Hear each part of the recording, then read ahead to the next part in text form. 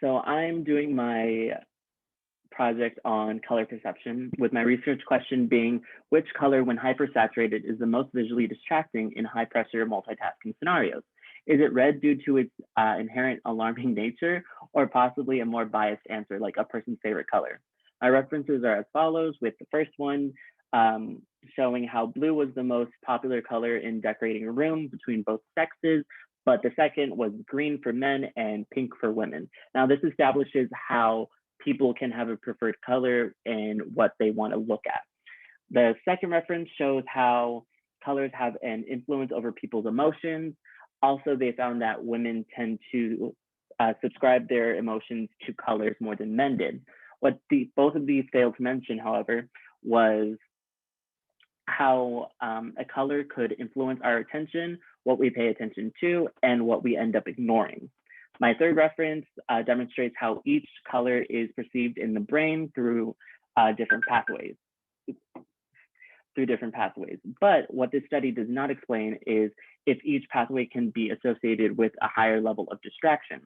My fourth reference is showed how direction, speed, and the contrast of an object to its background influences our perception, but it doesn't mention if color is also one of those influences of emotional perception as well.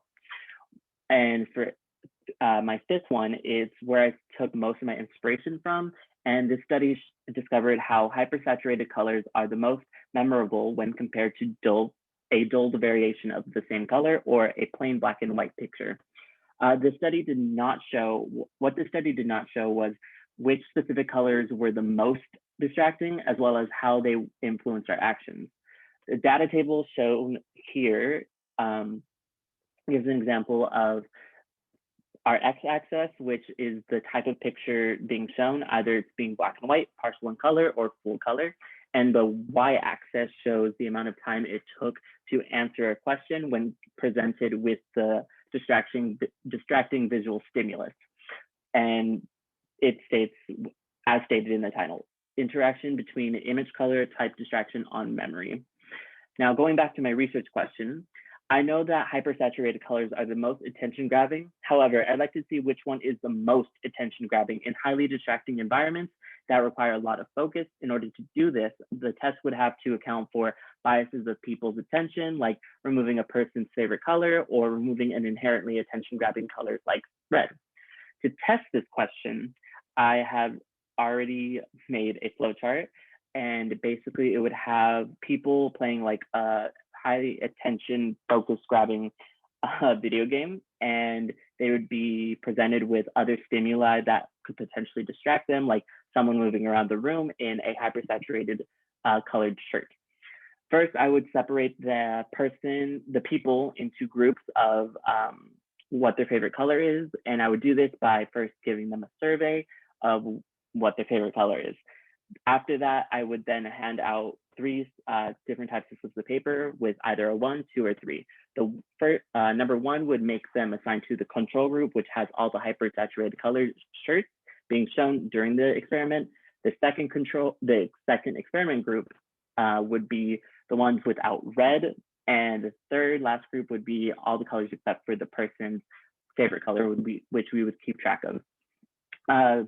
Then we would record the remembered colors from the participants that engaged in the experiment, which this would represent our dependent variable.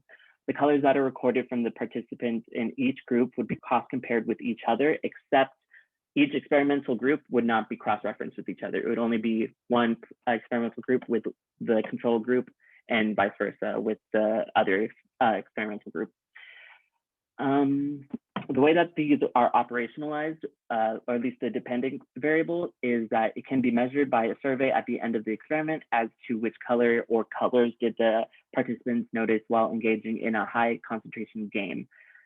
Going back to the fourth reference, the reason why I felt like I needed to include this is because it gave me insight as to making sure that I have no other confounding variables within this experiment. So the people walking around would have to be in similar height, similar body shape, and not displaying any other distractions like their hair, if they're redhead or blonde or brunette, anything like that. So that's pretty much it.